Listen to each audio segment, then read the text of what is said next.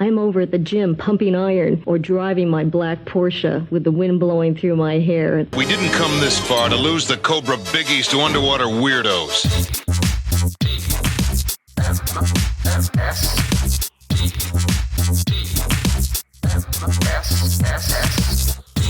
The Morning Stream. We're not toys, we're action figures. Hello, everybody. Welcome to TMS. It's the morning stream for Monday, May 12th, 2025. I'm Scott Johnson. That's Brian Ibbett. Hi, Brian. Hi, Scott. Hey, man. Hey, man. Hey. Hey.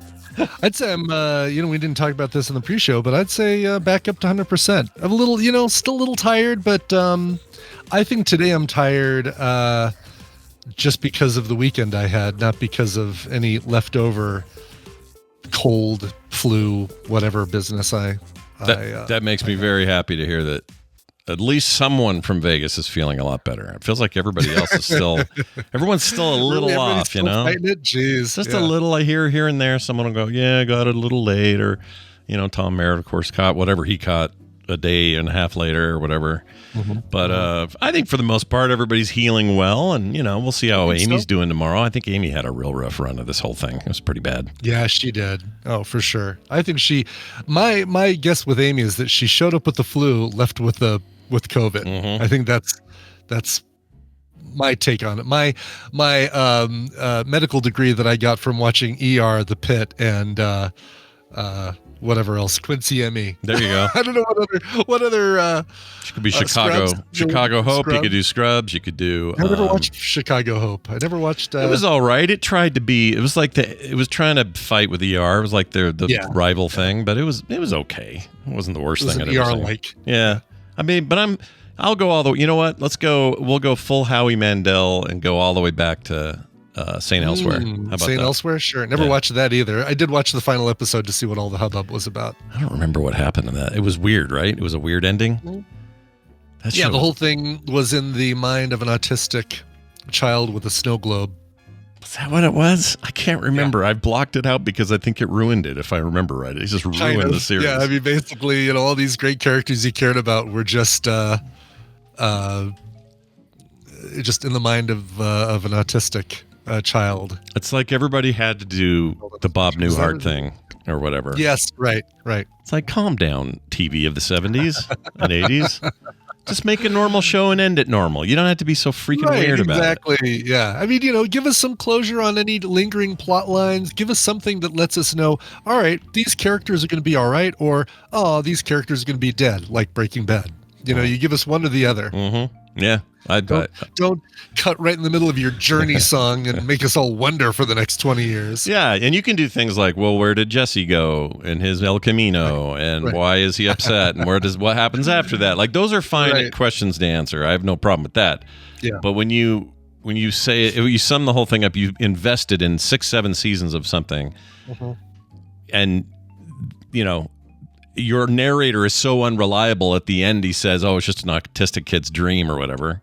Right. That sucks. I do. I mean, I will allow it for, not just allow it, but I'll appreciate it for the Bob Newhart, or for Newhart, them doing the whole Bob Newhart waking up next to Suzanne Plachette. That, by the way, was Bob Newhart's wife's idea, I believe. Oh, really? That's great. Yeah. That's awesome. She said, "You know what you ought to do," and. That's pretty good. I mean, yes, they, in fact, so in a way kind of invented it, that dumb twist. It was also comedy, so it works better with a comedy, I think. It's more fun. And then everybody else just said, you know what, we could do one of those. What if 7 years of hospital time was just a big dream? Exactly. Like, why would I have, now I go back and think, well, I invested in all your little stories. Right, exactly. They're all just BS, like they're all nothing. I don't like it. Old man yells at cloud. I'm yelling at that cloud, baby. That's all right.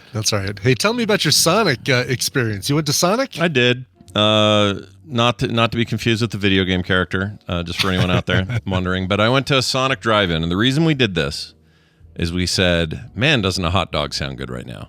And Kim said, you know what? It does. We're going to go, let's go have a hot dog cheat morning or afternoon, whatever it was. And let's go get a hot dog. And I said, okay, that sounds great. Where do you want to go? And we did a little quick search for decent hot dogs around, and really there was nothing that was close enough that was any good or that good, and Sonic was about as good as you get, and they have that good all dressed sort of Chicago style dog thing. Yeah. So I was thinking that'd be cool. And Kim likes the footlong. Kim likes the footlong with the chili on there, the chili dog there. Yeah. Oh So- yeah. How do you not like? I love a good chili dog. Yeah, so we figured that was cool. So we go in there, or we pull up to one of the stalls, the order stalls. And first thing we notice is the board that you push all your buttons and make your order from is, I don't know if it's from weather or somebody sabotaged the thing or what, but it was really, really like encrusted in a very hard to see kind Cloudy, of film. Yeah. Like the plastic had gotten like moisture inside or something and made it all cloudy. It was horrible, dude. You couldn't read it. Just really couldn't read it. But we're just like, well, they all look like this, so I guess we're eating. It's fine. But they're going to call you on the radio. We know what we want. We'll just tell them what we want. Girl calls, or a girl will go, hello, welcome to Sonic. What can I get for you? And we tell her. And she goes, can you change stalls?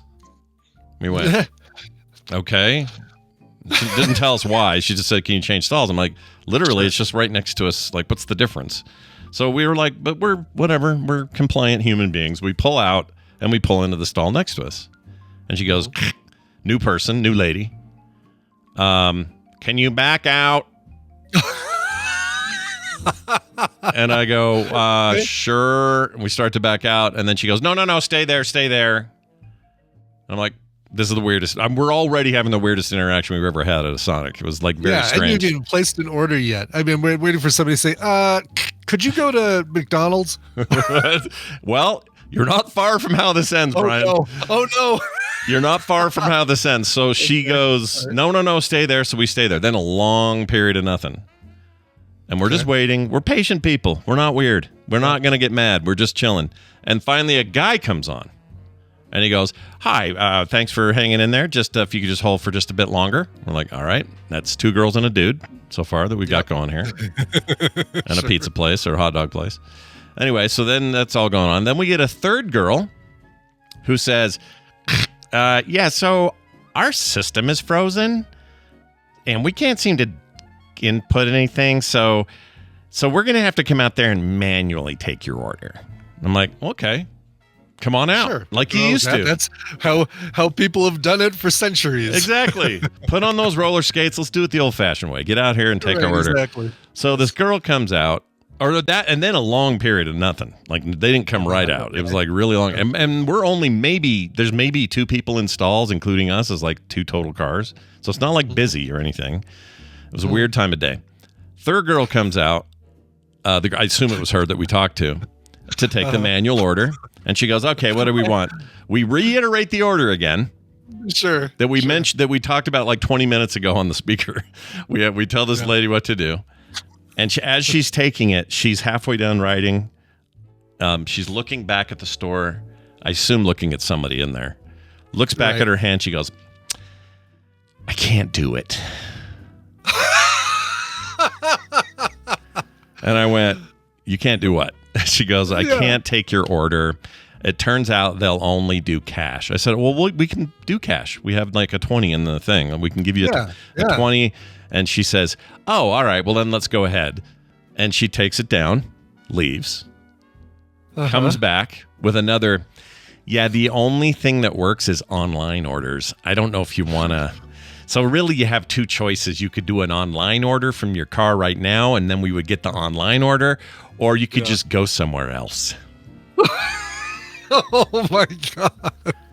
So my first, I was somewhat annoyed, but also I felt for these guys. If your system's down and if it's that catastrophic, you can't do anything without it. That's bad. You need a better backup plan. But that's not these employees' fault. That's managers. That's other people. So I said, you know what? No worries. We'll just go find, we'll go somewhere else. It's not a problem. We even tipped this girl.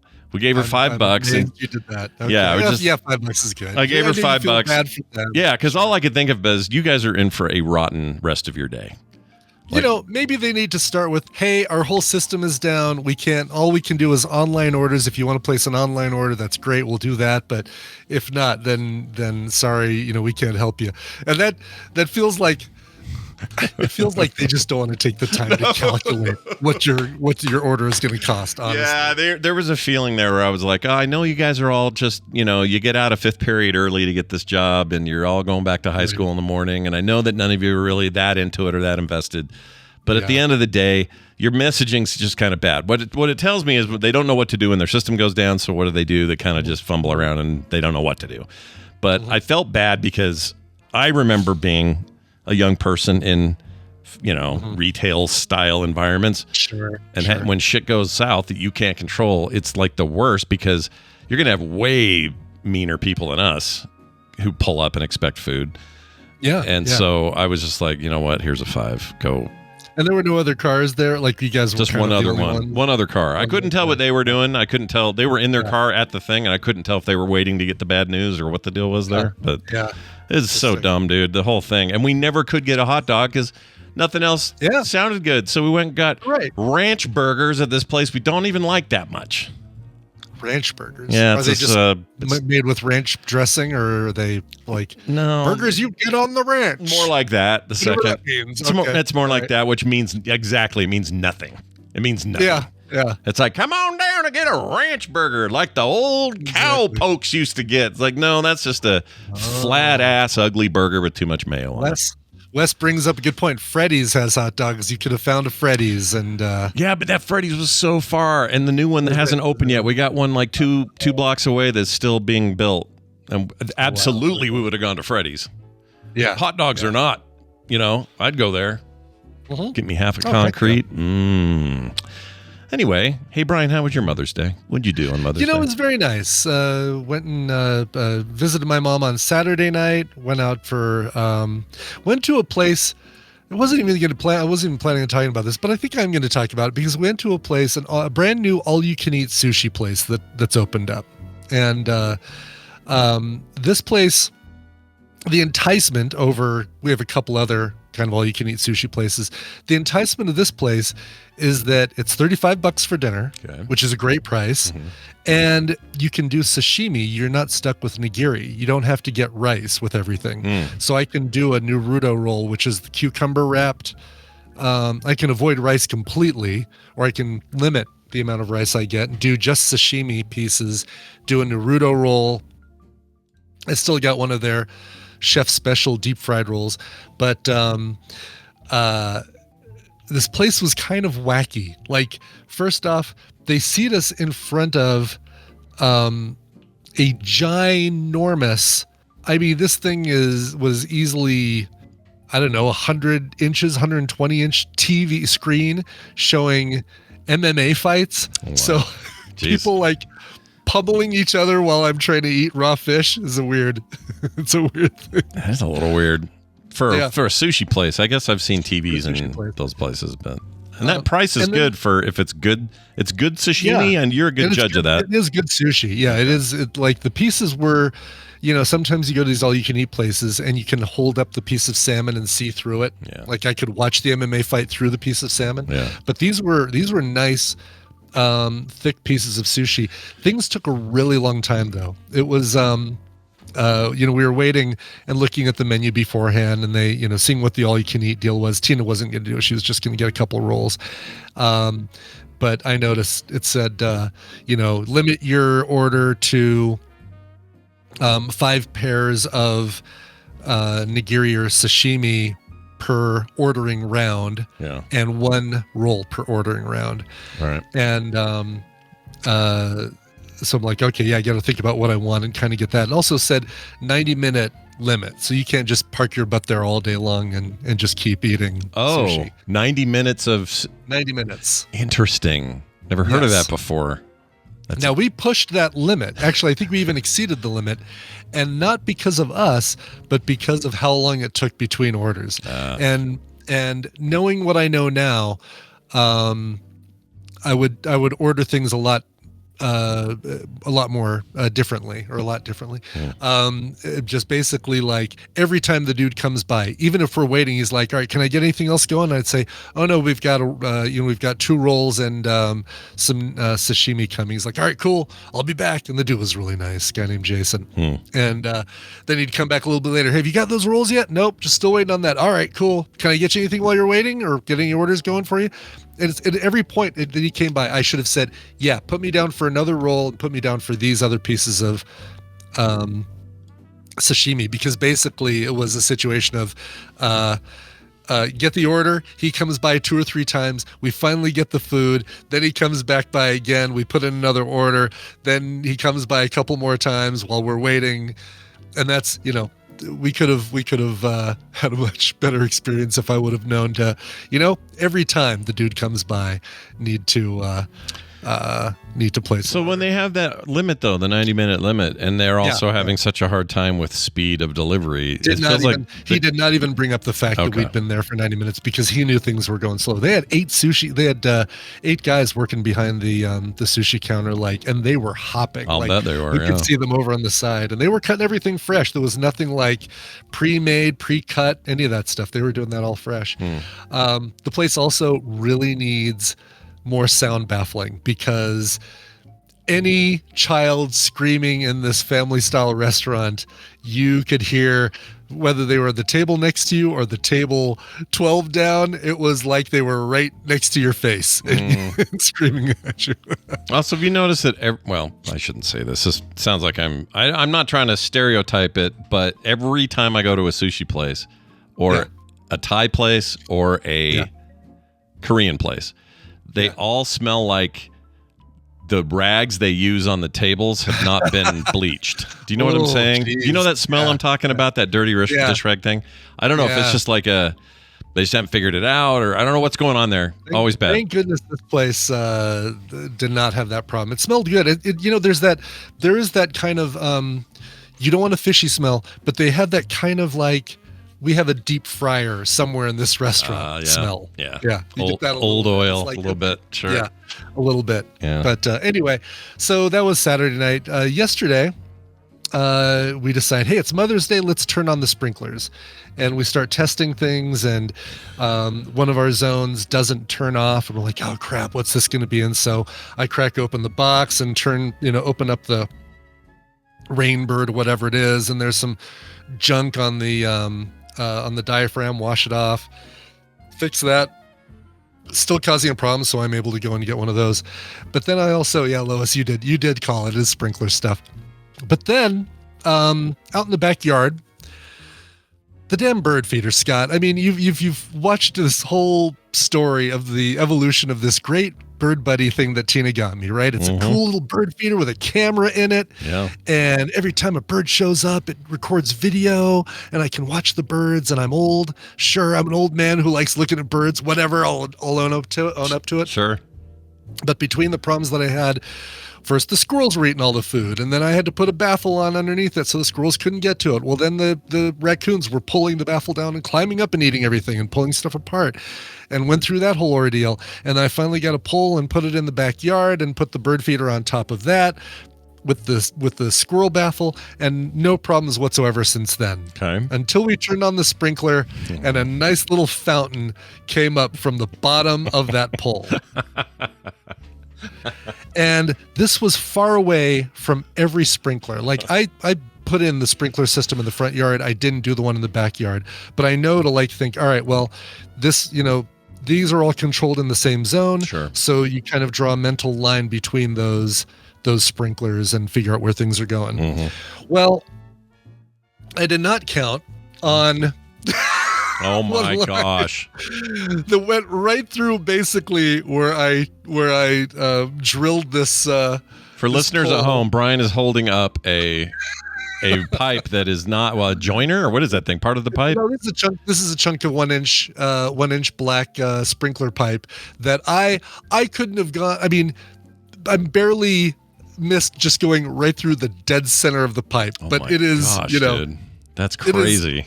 2/3 of the pipe has been cut away by this thing. Damn. So But here's kind of the cool thing. I ripped open all the sod, started at 8:30 in the morning, ripped open all the sod in that section and realized, oh, there's this other part that I never, so there are actually 2 lines overlapping in that spot, and I almost went through both of them. But I went through one and kind of grazed the other one to the point where, you know what, I'm going to replace it, even though I didn't cut into it. If there's enough of a scratch that it creates a weak point, I'm just going to replace it right now while I've got everything opened. Better than doing that in 3 years when you don't feel, when suddenly something pops. Yeah, exactly. I've got the sod ripped up. I can do it right now, all both at the same time. Yeah. The right next to it is a T-joiner that goes back towards one of the sprinklers that I was thinking was a straight line as opposed to like a star token ring network. Sure. And at that T, which was not a T that I put in, the clamps around the all 3 parts of the T were garbage. They put them in really too close to the joint of the T, so there was nothing really for the clamp to sink in on. It was all just gripping the widest part of the T. And it explains why every once in a while we'd get this kind of mushy ground in that area, but all the sprinklers were working, so we're like, I think everything's okay, and we're probably just getting mushy ground because the sprinklers are watering that area. But it created this kind of mushy ground. Well, good thing I did drill a hole through one of the pipes because it did. Because then you found it. Yeah. Problem. Yeah. So 4 hours later, after 3 trips to the Ace Hardware because the crimping clamps I was using were garbage, and I had to go to another Ace Hardware to get the screw clamps to make things a lot tighter. Yeah. Finally got everything working, and I am like sore as hell from being hunched over this thing and digging holes and putting holes back and stuff like that. I hate sprinkler shit. You just I get anxiety hearing this story because we're in the middle of doing this too. We have a leak we can't quite narrow down, but I hated it. And you know what it is?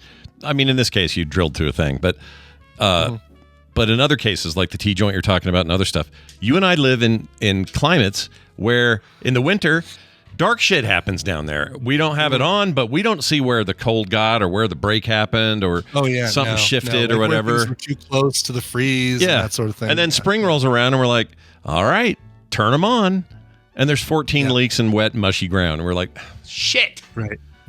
Every year there's something, man. Every year. Freaking year. And I was amazed. This is actually the first year where we didn't have any other breaks in the lines because of freezing. So it's kind of amazed about that this might be the only repair I have to do. There's one, our next door neighbor, crazy neighbor, was nice enough while we were in Vegas to edge our lawn. He went around and did like all the neighbors around him while he had his edger out. He's like, I'll just edge everybody's lawn. Nice. And he kind of edged a little too close to one of the sprinklers and cut a little hole where it's got another little Bellagio fountain going. But no good deed goes unpunished, right? Exactly. You know what? I'm not going to complain. He did. He was very, very nice to do that. And then we've got one area that has a couple little sprinkler issues, but we're xeriscaping a whole section of our lawn to take to put in some more water resistant plants. Man, if I could go full xeriscaping, I'd do it. Yeah. Our HOA doesn't like it, but I'd do it. Really? Oh yeah. They don't want you to go. Well, you can. You just have to have so much floral stuff or something to kind of offset it. Right.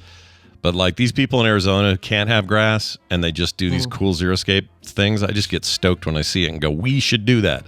And the Kim says, "Yeah, but they won't let you do that. You have to have a lot of fauna here, or some amount. I don't know." Also, Carter's been doing something weird. She's been harvesting the yellow pre-fuzzy form of dandelions. So she can make some kind of harvesting them? Yeah, she's making some weird tea out of it.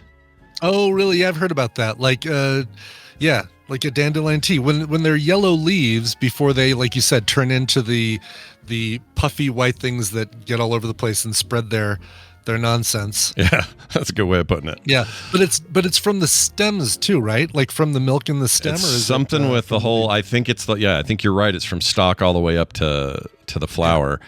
And I don't exactly know. I'm going to try it when they make it because I'm willing to try it. But it sounds stupid to me because my whole life, These may as well have been dog turds. They were the worst weed. Everybody hated them.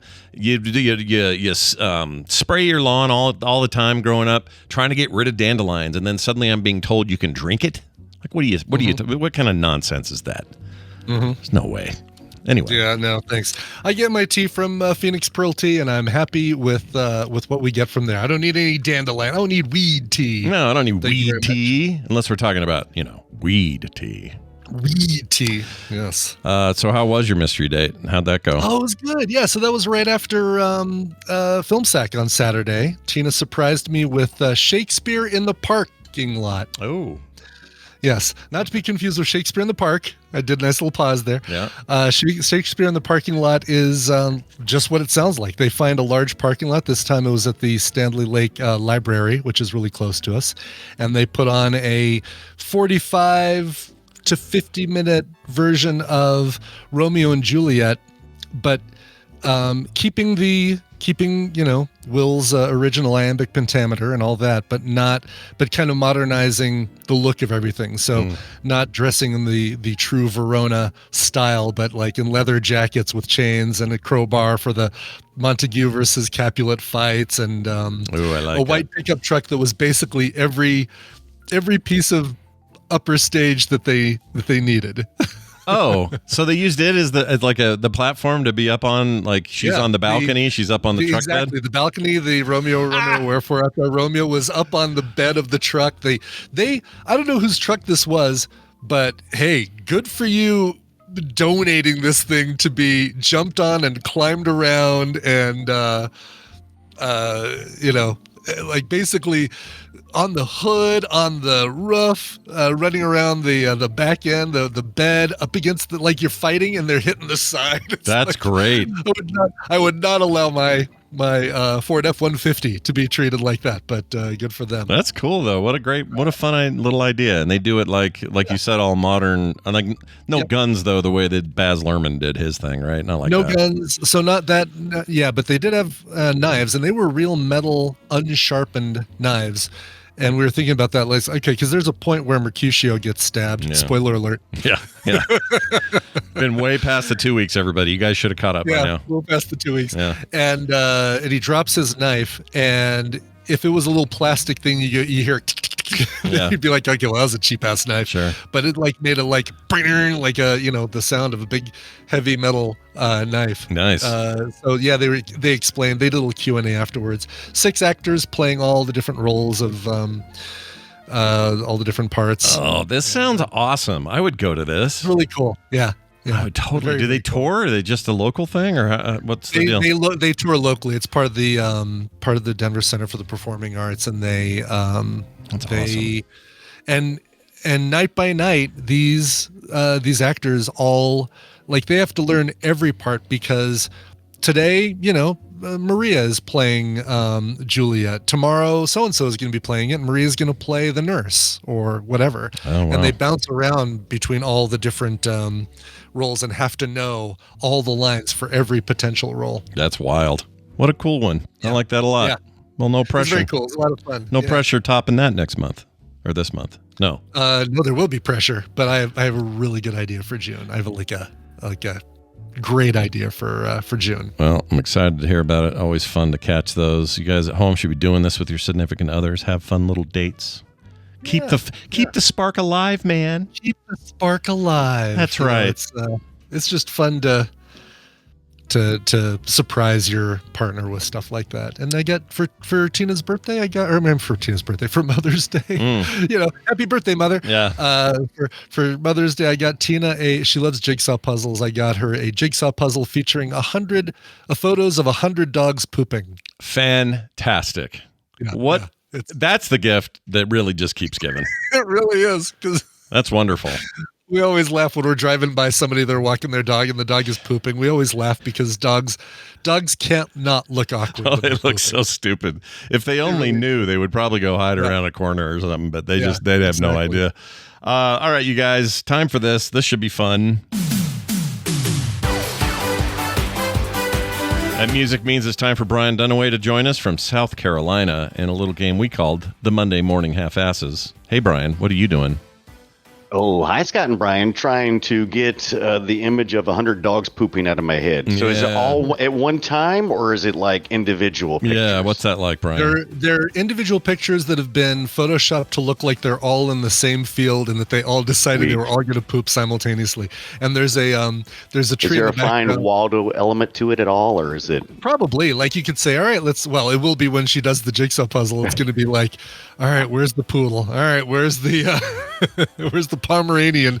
Yeah. And there's a boxer up in the tree pooping. So like they, decided number 101 is going to be a boxer in the tree. In the tree, up in a tree. All right. Up in a tree, yes. Go, dog, go. Pretty awesome. All right, well, Dunaway, it's good to have you here. Of course, we're going to play this game. Looks like the thing reset. Do I need to reload? Yeah, I need to, reload. Reloading. There it is. Look at us. We're both...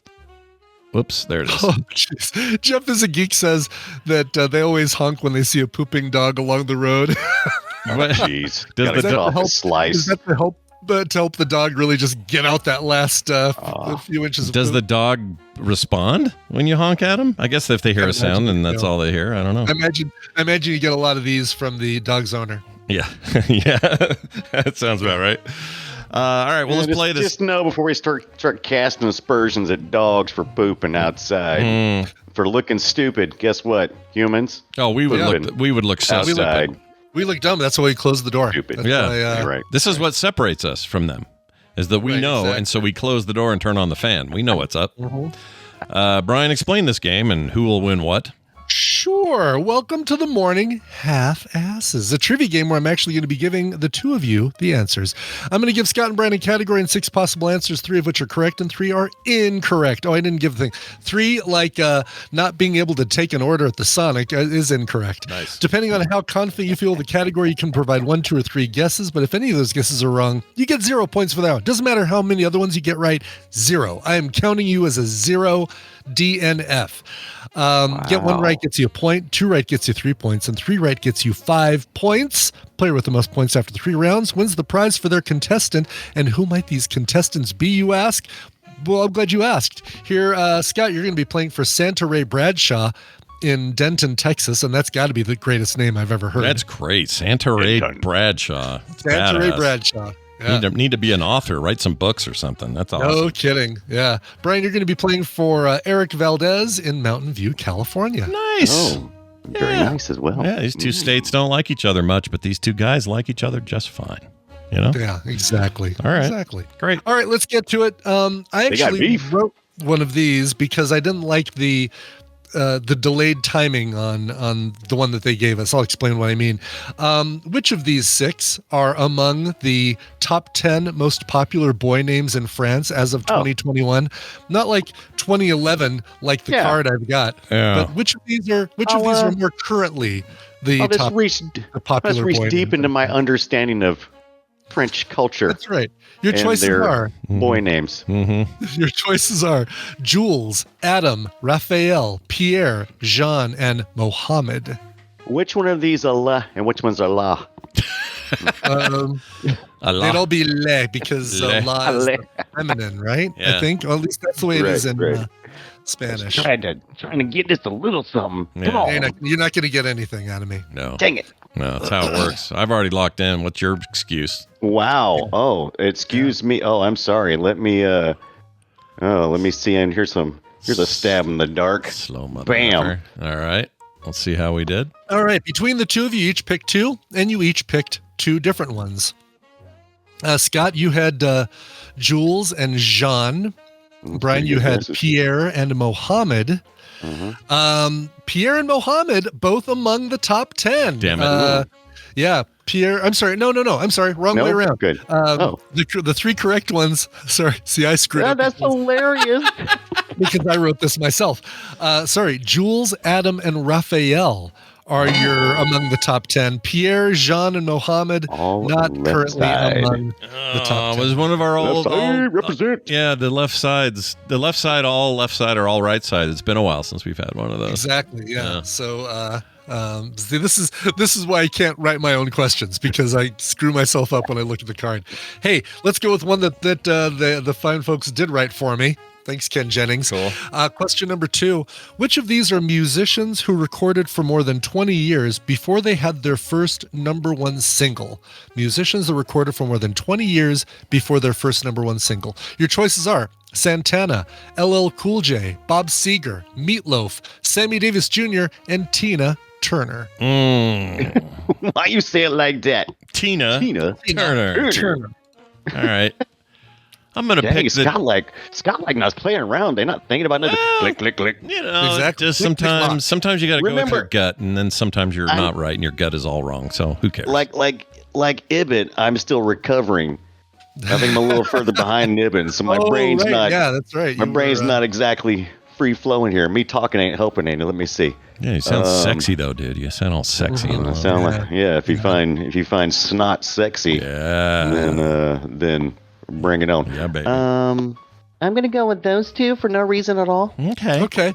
All right. Yeah. Sounds good. Well, you guys both settled on Meatloaf. Meatloaf he recorded for 22 years before I Would Do Anything for Love, But I Won't Do That, which was his first #1 single. Sorry, Paradise by the Dashboard Light, 2 out of 3 ain't bad. Nope, didn't cut it. It wasn't till later on for him. He was a very particular taste for Meatloaf up until then. He really That's very nice. fully baked before it was ready.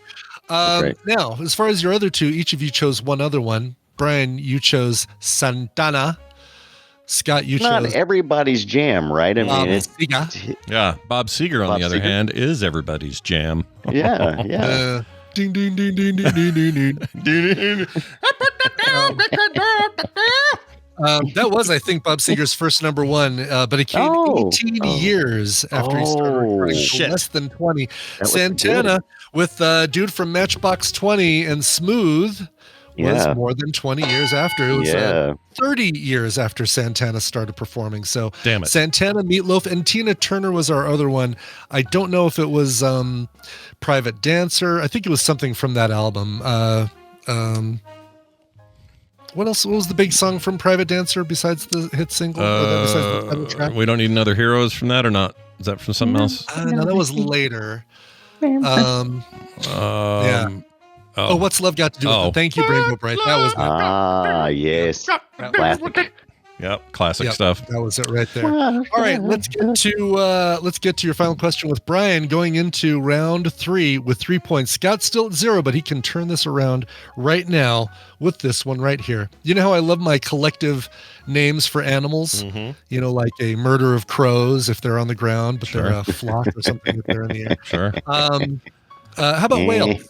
Which of these, 3 of these, are part of the accepted collective nouns for whales? Your choices are drift, blow, pod, flotilla, school, and gam. 3 of these are accepted collective nouns for whales. 3 of them are not. You see that gam out there? Oh, yeah. Yeah, there's a whole gam of whales out there. A blow of whales? Jeez. I don't know. It sounds right, doesn't it? I'm just not sure. I'm going with these. I got to try my hardest here. Okay. Oh, and Brian just went with 1, playing it safe, hoping that Scott doesn't go for broke. Scott did go for broke. You guys both chose pod. Pod is, of course, probably the most common name for a group of whales, is a pod of whales. And of course, that's one of the accepted ones. Sure. Your other 2, neither of you even touched. School and gam. There really was a gam of whales. Oh, that is crazy. Kind of like a school of fish, I guess you can say, a school of whales. But I love a flotilla of whales. That makes me laugh. That Flow makes of me- whales. So a school, that's interesting. Why they haven't settled on one? Why they have all 3? Fish school. It makes sense. Yeah, but why whales 3? are mammals. Well, yeah, they're mammals. So they're not really fish. But why are there 3? And like, why aren't there? Like, I never know. Why isn't there just one accepted collective noun for whales? And maybe it's there like, are. Maybe fish have others. Maybe there's like swarm or something else I don't know about. But that's crazy. Maybe anytime you have a group of something in the water, it's a school. Is it? Maybe. I don't know. School I of don't know. octopus. Yeah. What if you're in there naked? School of Brian? A school of humans. I can't do it by myself. Has to be a collective. A bunch of Just 'cause naked we're men. swimming together. Yeah, more naked men than just yourself. The good news is, Brian, you've won prizes for Eric Valdez in Mountain View, California. He's going to get a copy of Call of Juarez Gunslinger and Monster Prom 2 Monster Camp. Both good games. Those are both great. Very good. Yeah. Dirtbox Fingers, yeah. Scott, you won for Santa Ray Bradshaw. He's going to get a copy of Black Book, also from Dirtbox Fingers. I don't know what Black Book is, but I'll bet it's good. That sounds good. Yeah. Dirtbox brings us no bad codes. I know that. Really, exactly. All of our contributors, and we love our game code contributors. Please keep it up. We love it. Yep. Big thanks to everybody who contributes those codes. And if there's anyone out there who's got a bunch of these from your Humble Bundle leftovers or whatever, and you're just not sure what to do with them, that's literally what these are. So you can get in touch with either Brian or I via Discord, and we'll plug them into our sheet, and we'll have your codes. If you so desire. Okay? Yeah. It's up to you. All your codes belong to us. All your codes belong to us. Now, here's the other thing I wanted to mention. Today at 4 p.m. Mountain Time, Brian Dunaway and I get together. And what do? We do play retro. Brian, tell the fine folks at home what we're covering. Absolutely. We're mostly covering Castle of Illusion starring Mickey Mouse, or I Love Mickey Mouse in Japan, I think is what it's called. But we're going to cover most of the Disney Illusion games, and it's going to be a lot of fun, especially me trying to consume all of that while running 101 degree fever. We'll find out if Goofy showed up anywhere in my how much of the game is real and how much of it is just a fever dream, right? Yeah, you think AI hallucinates. Wait to hear what I gotta say. Yeah, no kidding. Right. I would have loved to. Did you stream any of that while you had your thing? I streamed it the first night. The first night I streamed, I did like a little sampling. I got my Master System out. These are all Sega Genesis and Master System and Game Gear games, and it was a lot of fun. I had a blast. Yeah, they're great games. We're going to talk all about them and why they were great, why they hold up, and why there's a new one coming, which is great timing, by the way. Yeah. So check all that. It's actually already out on Switch One, but it's coming to everything else, I think, this month. Anyway. That's going to do it for us. Brian, I'll see you at 4 p.m. Go to Play Retro wherever you get your podcasts, or watch us live at frogpants.tv. And also to Brian Dunaway, I would say the following. Kiss our butts. You got him. I felt like I gave him fair warning, to like lots of lead up, and he still didn't beat me. So take that, jerk. All right, we're going to take a break. When we come back, we will have our friend Bobby here. Steven is out. He's got some business going on there at the school where he teaches. Not able to be here today, but Bobby will be here with some more science. So that'll be fun. It's also got a big announcement. Something happening big this week for him. So very excited about that. Hey, Brian, before we do any of that, can we please have a little musical break between things here? Yes, and I got to tell you, this is an album that I have enjoyed listening to from start to finish. This is awesome. So this is an Italian soul funk band. I'll let that just wash over you. An Italian soul funk band. These guys are called West Riviera, and this is their self-titled debut album. This is, for the most part, this is all instrumental. There's the occasional word here and there, like, kind of like the tequila, folks do tequila and stuff like that, or do the hustle. But for the most part, it's 90%. And there's a great cover. Oddly enough, coincidentally enough, a great cover of a song that we're playing later on in the show, but I'm not playing their version of it. But this thing has got these guys, 5-piece ensemble, and they've got an incredible keyboardist that really knows how to make it funky, make it dirty and funky. Again, the band is called West Riviera. The brand new album is called West Riviera. Here is the song Italian Traffic. Welcome to the Rosy Lion, friend. Have a seat, and I'll pour you a mug of something strong. Supper and sushi, what were those?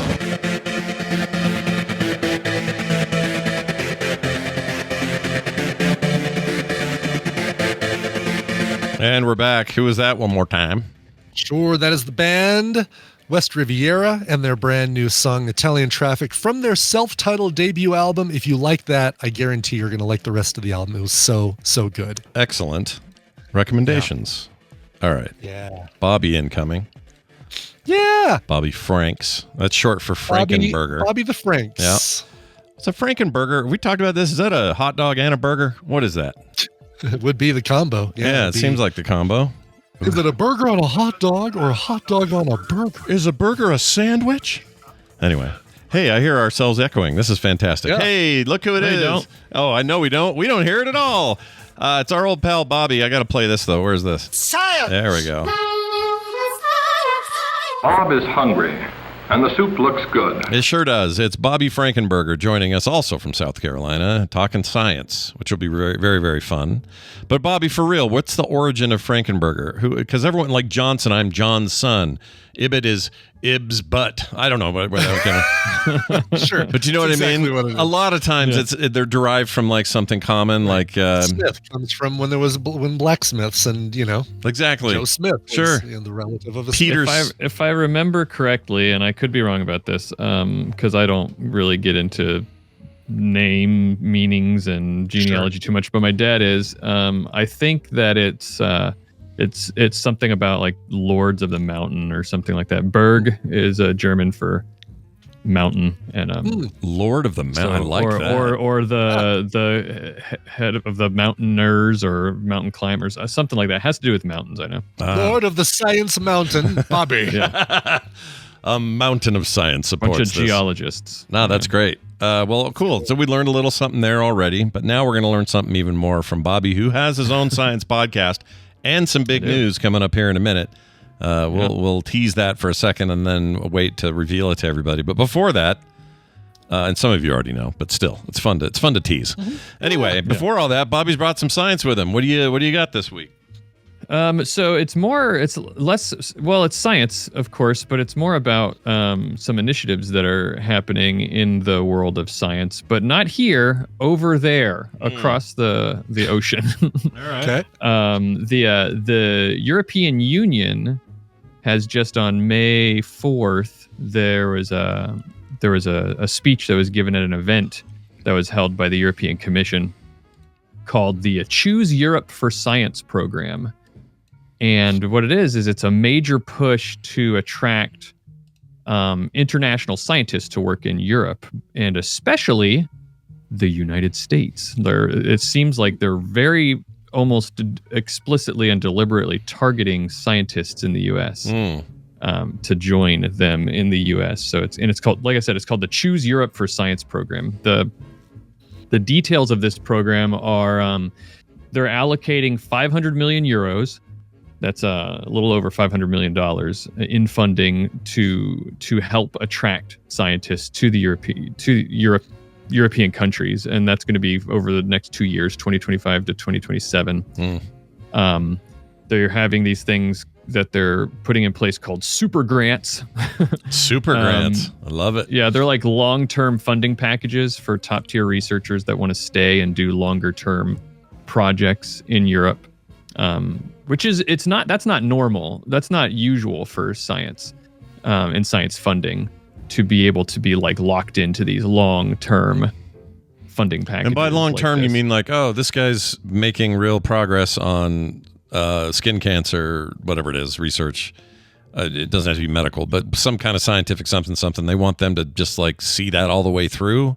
Is that the idea? Yes, exactly. There's 7-year funding packages is the specifics for this program. And yeah, they want to, they're recognizing that scientific research, especially some that nowadays and some that have some of the most important advances, take a long time. Sure. And take a lot of commitment from government. And it's hard not to see, well, I'll get to that in a minute. So they're also doubling financial support incentives for relocating to the European Union. So a lot of institutions in a lot of countries will help scientists come to their country to do research by giving them money to do that, right? For moving expenses, for housing, stuff like that. They're doubling their incentives for coming to the EU. They also have, in addition to this 500 million euro like influx or injection of money to attract people, they're also trying to get the European nations in the European Union a target of allocating 3% of their GDP to research and development by 2030. So that's a big deal. Making sure sort of to guarantee that they're going to do that. There's all sorts of things that are happening, infrastructure, services, and I saw the speech that the president of the European Commission, Ursula von der Leyen. Oh Lord, that's scary to me. Those are scary names from Germany. I said it specifically for you, Scott. Thank you. I was gonna say, it sounds scarier the more German accent you put into it. Von der Leyen. Ursula.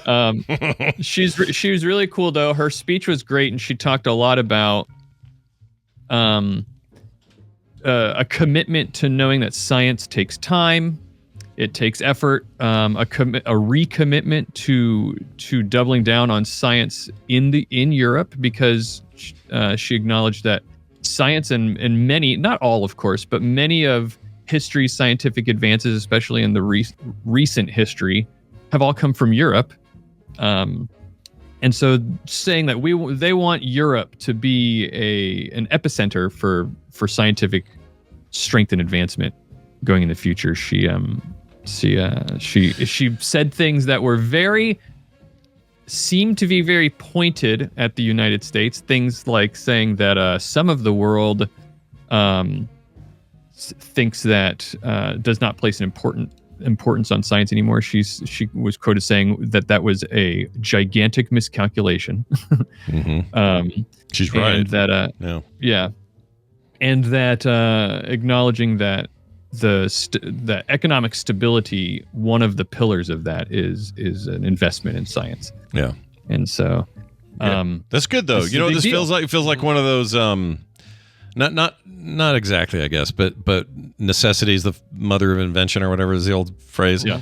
It's like the minute that one place that is usually known for perhaps championing research and development and scientific study is suddenly cutting funds and cutting efforts and firing people, that somewhere else would pick up the slack and then pick it up kind of hardcore. I mean, this shouldn't surprise anybody.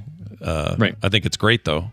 The interesting bit is, do you think they'll end up doing a pretty massive recruitment?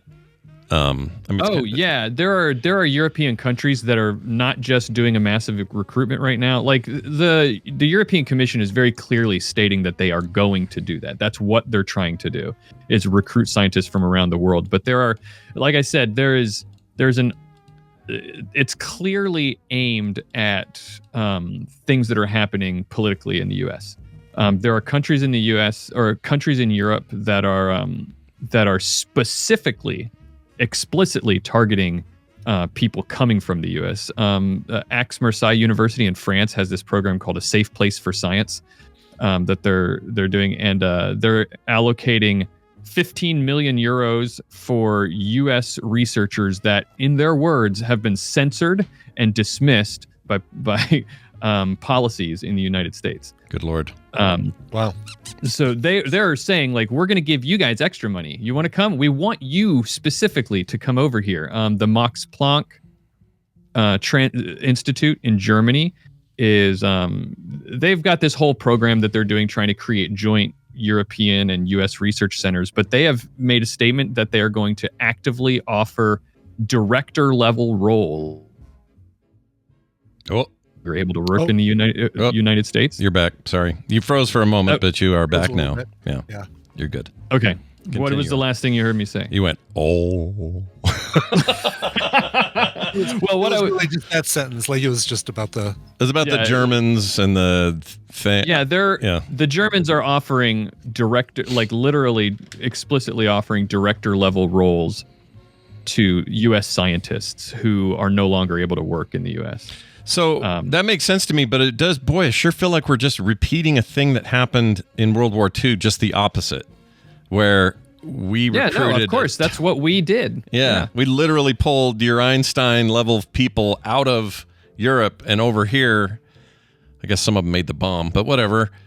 You know what I mean? Like we did this one other time, and it didn't go real good on the other back end of that, so maybe we ought to, I don't know, pick up a book once in a while here in the States and... look at history and see what it says. It was good. All the recruiting that we did from European scientists to come here was good for us.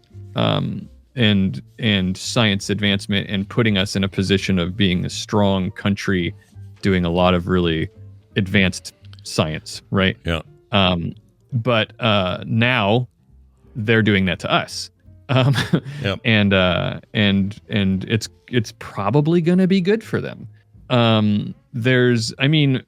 Scientists are having a really hard time knowing what their future is here in this country. We have people who are not sure that they're going to be able to stay in the country because we get a lot of people over on research. I don't know what the specific types of visas are and stuff like that, but they're like work visas doing research at universities and students who are doing research over here, and we attract those people so that so that we can be doing science here in the United States. We want that to happen, right? But we're not. Those people often aren't able to stay in the United. Like they're leaving and they're being forced out, and they're not. Those visas aren't being protected. And then on top of that, even just the people that we have in the U.S., the proposed budget for 2026 has I've got some numbers. The National Science Foundation is has a 56% reduction being proposed in funding for 2026. That's a massive That's huge. Yeah. It's more than half. Yeah. The National Institutes of Health is being proposed 40% reduction in funding. Jeez. And that's not even to include like all the HIV research that's already been shut down, the COVID research that's already been shut down. Those are just the proposals, but stuff has already happened. And so people are like, we don't have any money. What are we going to do? Sure. Well, they're losing their jobs. Let me ask you this. I don't know if this is even possible to answer, but has anyone in any of this, I realize a lot of it is politically heated and a lot of people shouting at each other and stuff like that, but has anybody actually put forward why they think a 56% cut is mandated? Like, is there some level of waste that is documented, but we just aren't? I didn't watch the right talking head to hear the documented waste. Do you know what I'm saying? Are they even trying to show? Like, what are the reasons that they're proposing for cutting all of that research funding? Is that what you're asking? Yeah, like give us I usually when you do a thing. All right, let me give you an example. When I clean my desk later, I'll have a reason. It will be because this has gotten cluttered and I've got too much stuff stacked here and I kind of need to go through some of these things and I can document that reason. And it's a reasonable reason for why I'd want to clean this up. So if someone asked me, Scott, why are you doing that? I'd say, well, here are my reasons. Has anyone done that? In this case, just in the science stuff, forget about all the other cuts because I know there's a million directions this goes. But like just if you're going to say, well, we're cutting we're doing the 56% cut you mentioned. Has anyone said from anywhere at the top all the way down to the bottom of who makes these decisions, anybody actually said, here are our reasons, and they are actually like transparent, valid. And I don't mean like you could argue that one, because I understand that. Like you could say, well, Scott, your desk is going to get cluttered again. Why clean it now? I understand you can have opposing points of view about why things should happen or not happen. But I feel like I haven't had anybody say or heard anybody say why other than to piss something else off. That's it. Yeah, sure. Some of the reason is because they think that there's too much extra spending happening, and you could probably say that about anything. So maybe a small percentage of this could be for efficiency and maybe even legitimate, but I don't want to give that too much credit because all the other things that have been stated are a little bit ridiculous. Like just to start, all the DEI reasons for cutting funding from things like the National Institutes of Health, anything that is related to gender affirming care or and then you've got things like just all this stuff like HIV. That's why that got shut down. That's too closely related to like sexuality and all that kind of stuff, right? LGBTQ. That makes me want to flip off everybody at once with my two giant fat freaking flip off fingers. F off all you bunch of dicks. Dicks. But there's other, for sure. Yeah, you're right to be really angry about it, and many people are. The other reasons are, like, I didn't even mention there's something like a 55% cut to the Environmental Protection Agency. That's because, climate change. The current administration doesn't really think it's real, so that's a problem. So a lot of funding gets cut to that. And then also, this is forgetting the fact that I think the budget talks about like something like a 20 or 23% increase in defense spending. So that money has to come from somewhere. I don't know. Or it's not an increase. It's a 23% cut in spending that isn't defense related. That's what it is. Oh yeah, the defense budget's going up. They're getting. Yeah, I don't know if it's going up, but I know that it's not being cut the same way that everything else is, very explicitly. When they were proposing, what I last read, they were proposing somewhere in the range of $1 trillion for defense spending, which I think is the highest it's ever been. I could be wrong on that. Somebody could clear me up. Maybe it's a inflation thing, or that's just a number adjusted over. I don't know, but it seems like I read something about $1 trillion. That's a lot of money. There's defense. so many reasons that they're using to justify science cuts, and like the EPA, just by itself, for example, that's it's involved with a bunch of regulations that are going to get in the way of industry, right? So making it harder for companies to make money because they're trying to regulate these factories and companies in their impact on the environment. That's a problem. So there's lobbying that's going on that's involved in that, and it's easier to make the bottom line of our GDP look better if you are able to just go ahead and start making money now. A lot of these are very political, economic reasons for doing it, and also just a short-sightedness of how scientific research works.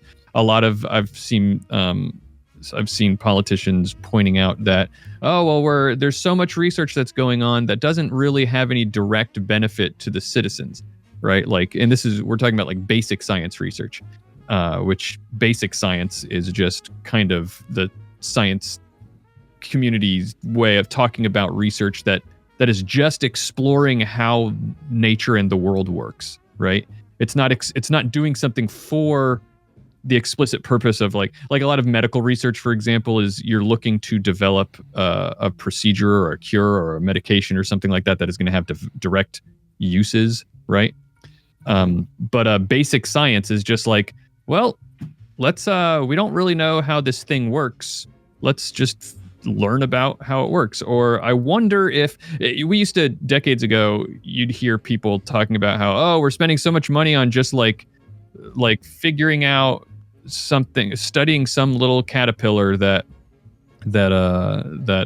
does we don't know what, and we're just like looking at what happens when caterpillars try to breed on this plant versus this plant or something like that, right? Like, sure. Yeah. It's basic science research. We're just trying to understand how the world works, and that has a lot of benefits that we will never know, maybe for decades. Mm-hmm. Because we stopped. And then also the question, if you're not getting answers now, then it's wasted. Yeah. You know what that's like? That's like saying, all right, when Nick is 5. Nick was 5. I was his dad, right? I still am, but you know what I mean? Still are, yeah. He's 5 years old, and I'm like, well, we could send him to school, which is really an investment in his future and the future of society because he'll be a part of society. Or I can put him to work in the fields digging up horse shit because that has an immediate impact on today's horse shit quota. Sure. Oh my gosh, it makes me want to pop a zit into my own face. I hate this. I hate it. But also, I think the analogy can be stretched even further because I think it's worse than that. Because I don't think that the benefit of him going to school has to necessarily be because he'll have a great job down the road. Maybe the benefit is just because he will have a fulfilling life learning something. Yeah, right. And that's a noble goal. That's the thing you want. And so to me, yes, we always want to point, like if you have to try to put a dollar amount to the research, you have to look further in the future than this political cycle. You have to look really far in the future. It could have but some of the research may never have any monetary gain that comes from it. Some of it will just be, this is cool. We know more about how the world works. Sure. And that's great. I might be a little biased. I have a science podcast, but I think that's great. We know more about how the world works. Knowing how a black hole forms and knowing what gets shot out of a supernova doesn't always maybe benefit the economy. But isn't it cool that we know that? No, it is cool because you build knowledge upon knowledge. Yeah. It's like, let me tell you something. This mouse right here. Here's my mouse, everybody. I love metaphors. This mouse. You love taking it global down to local. I do. I think it's good for people to have something to relate to. So I look at this mouse and I think, all right, that's a fairly simple device. But unlike a rock I used to tear leather apart, this thing took perhaps thousands, if not hundreds of thousands of individuals, time, technological advancements, group effort, group think, group advancement, and iteration to make this do what it does. And if I wanted to go in the garage right now and go make me one of these, I can't. Well, why? It's because all these increments come together to make a thing that is useful and needful. That doesn't mean that every single aspect that led to this was a profitable freaking venture that padded the pockets of some billionaire dickhole. You know what I mean?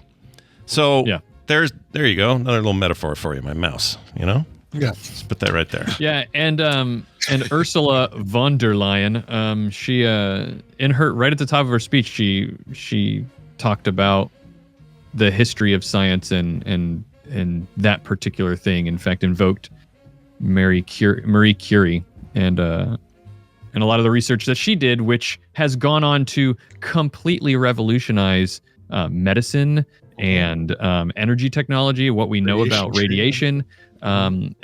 Physics, medicine, everything was just like revolutionized by this basic research that she was doing. She was just curious about radioactive materials like that. It's just that curiosity that led to that, right? Yeah. So they want to, in Europe, like they should, double down on investing in that. And they're very specifically targeting the US. I mean, we don't have as many. They know that scientists can't work here as easily as they used to be able to. They know that applications to work in labs in the U.S. are way down from the past, and so they're saying, let's open our doors, and all these scientists who want to do science, let's welcome them here. And I think that's great for the scientists. That's awesome because the instability that they had and the uncertainty that they had, now they have a place to look to go to continue doing the work that they want to do. Yeah, and it's good for humanity in the long run. All right? Like the idea that it can only work if we somehow have a leadership position, just straight up isn't true. So let someone else take leadership. Let somebody else do the thing. We can all look like sad sack pieces of shit over here.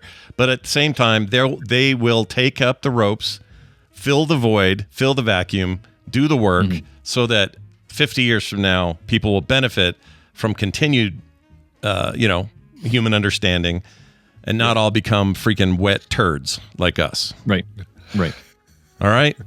So quit being a wet turd and do some science. That's the lesson. Be a dry turd. Be a dry turd. Exactly, Brian. Those are so much easier to manage. Oh, so much easier to manage dry turds. Diaper dry turds are easier. Old lady at the home who poops her little briefs there. You want a dry turd. Yeah.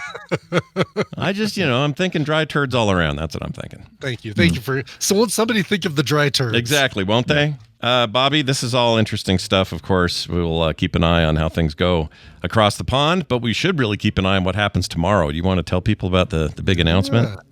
Yeah, so I mentioned this new podcast of mine last week, and I got some people going on and subscribing. So we were just talking about the sad state of science here in the U.S., and it's science communicators that are trying very hard to push back and swim upstream and say, like, look, science is awesome, love science. And so this is good timing for a new podcast that I'm launching, and it launches tomorrow. As you're listening to this live, or if you download it later today on Monday, the 12th, tomorrow, Tuesday, May 13th, is the launch day for Daily Science Brief. So anybody who's listening right now, take out your phone if you haven't done this already. And if you have done it already, go get another podcast app. Get another phone. Get another phone and do it again. Get on there and look up Daily Science Brief. Subscribe to the podcast. What that's going to do is it's going to, tomorrow when the first episode launches, it's going to download. There is a sample episode out there so you can hear what it's like. It's a 10-minute science podcast that is just designed to get you updated on science quickly on what happened in the day. It's a daily show. We're going to start with 2 days a week at first, but over the summer, I'm going to be ramping it up to 5 days, all 5 days a week. And it's just going to be 4 science news stories in 10 minutes. And it's up there right now. Show the world that science is important. And I'll help by keeping you up to date on what's going on. You may hear more and more stories about science coming from Europe and China. I like and less from the U.S. The sample episode sounds fascinating. Lower your your blood pressure might save your brain. Ooh, I could be using a little of that business right there. That's pretty good. Yeah. Yeah, go check it out. Get sub to now. Five simple ways to lower your blood pressure. Exactly. With Bobby Frankenberger, which means Lord of the Mountain, we figure. Well, that's fantastic, Bobby. Nothing but good luck in this front. Happy to hear more about it as time goes on, and always happy to have you here. And of course, next Monday, I don't even think I've talked to Bobby about this yet, but Brian will be in Kansas City. You want to come co-host? Want to sit in the chair with me on Monday? It's been a while since I've placed my buttocks in Brian's chair. Yeah, it's warm. It's warm and it's warm and inviting. Yeah. It's too early in the season for it to be sweaty, so that's good. It's a nice dry seat. Yeah. Oh, you don't live in South Carolina, Brian. No, he does not. Well, anyway, we look forward to that. Bobby, have a fantastic week, and may all your science be funded. And we'll see you next time. Yeah. Thank you. Bye now. Very cool. Yes, very cool. Excited for him. That's awesome. We knew a thing or two about doing a daily show, don't we, Brian? It's a lot of work. We do, yeah. It is a lot of work. Many daily shows between the two of us. Yeah, there's more common these days than you think, but more on that later. Let's get to a couple of quick things. Adrian in our community called in with this message. Hey, Stone and Bone, it's Adrian, 1980s Wiki in the chat. Your mention of the great Tony Todd on yesterday's TMS 2817 reminded me of a truly hidden gem of a recommendal from many years ago. It's called The Man from Earth, released in 2007. It's a really cerebral sci-fi film about a retiring college professor who one day claims to his colleagues that he's actually a 14,000-year-old Cro-Magnon man that never ages. He has to change his identity and relocates himself every 10 years to hide his immortality. There's no special effects, no action sequences, no flashbacks, just a group of intellectual people sitting in one room, trying to simultaneously prove and disprove this man's stories. Sounds fascinating. It does sound really cool. Yeah. And I love me some Tony Todd, so he's great. What did we bring him up for? I don't remember what we were. Oh, Final Destination, I think. Oh, right, because he's one of the recurring, at least a couple movies recurring character. Yeah, and he's in the new one, I think, briefly as that character. Right. But it was before he died. Let's see. Yeah, could even be flashback. Who knows? Let me make sure I get the title right. 2007 it was, he said. The Man from Earth. It's currently streaming on Prime and written by Jerome Bixby, who originally introduced in Requiem for Methuselah, a Star Trek episode that originally aired in 1969. Oh, wow. And he kind of evolved it and turned it into this movie. Well, I'm curious about it now. I never even heard of it until now. It's reviewed okay. Yeah, seems all right. It's got your William Catt, the greatest American hero, is in this as well. Good. I know he was looking for work. Don't let that shy you away from the guy who played Phlox on Enterprise, John Billingsley, is in this. Oh, cool. More Star Trek connections than you can shake a stick at. Yeah. Well, anyway, thanks for the recommendation. We also got a text from Andrew in Colorado. That's Brian's home state over there. It is. He has some baffle thoughts. Here's what he says. Hello, Squirrel and Bunny. You are all talking about baffles to prevent squirrels and other mammals from getting to the bird feeder, and I need to pass along my favorite solution. Habanero-flavored birdseed. The birds can't taste the heat due to a lack of receptors for capsaicin, but the squirrels and raccoons or any other mammals can. So not only do my feeders not get disturbed, but the animals don't even try because it's actively painful for them to get into it, says Andrew. So it doesn't bug the birds. It doesn't. Yeah, birds don't care about this. I tried this before. I got some hot stuff from Amazon, hot bird seed. That I don't know if it was habanero or habanero. It's not. There's no enya in habanero. I got some of this stuff. Did not deter the squirrels at all. They kept eating. We have Tex-Mex squirrels here in. I was going to say, is it possible they gained like a like for it or a taste for it? Maybe. I don't know. From eating garbage, like people's leftover spicy garbage food or something. Weird. Yeah. But they didn't care about it. Now since I've switched to getting what I really, really like is called the No Mess blend from Wild Birds Unlimited. It's a little pricey, but you get a big bag, and I always wait for their sales, so I get a discount on it. But it's their No Mess blend, and it leaves way fewer like seed husks and all sorts of things all around the base of the bird feeder. I'll have to see if they have a spicy blend and just see if, not that I'm having any problems with it now that I've got the clear shield. Yeah, to look into that. That sounds like something we could use because we have kind of that problem. A lot of husks and seed shell stuff after the fact. See if you've got Wild Birds Unlimited at in Utah there. Okay. We'll probably order online if a little bit more, but you won't pay a whole lot more, especially if you get on their mailing list because they have sales all the time, and it makes their birdseed prices super, super cheap. Jade did the right thing and put a title in for No Enya in Habanero. Yes, I'm glad they did. That one's making it. Yes, 2 in Utah. Let's zoom out here because it zoomed way in. There we go. What little city suburbs does it say? Looks like Valley City. No, Holiday. Holiday. Oh, that's not far. Yeah. It's one of Post Malone's Salt Lake houses in Holiday. Okay. Nice area over there. There you go. Murray Holiday Road. Holiday Road. Yeah. Big time high school era haunts for me, that whole area over there. Really? Yeah. Okay. Nice. Yeah, we were always driving around there. It's all like now hospitals and shit. But it used to be cool. It had like, I don't know, cool comic book stores and oh, that's cool. The area kind of got boring, but it used to be cool. Anyway, well, there you have it then. Thank you for that. And great recommendations all around. Yeah, a couple things. Sure. We got shows later today. The Monday show today at 1 p.m. Mountain Time. Carter and I think I'm doing the TENS unit to simulate period pain today. Oh, really? Yeah. Excellent. She wants me to cause some cramping, right? Yeah, she wants to see how that goes for me. We were supposed to do it last week. She was sick, so I didn't do it. But I think I'm going to do it today. So that'll be fun. Tune in for. We'll be doing that live at frogpants.tv as well as Play Retro at 4 p.m.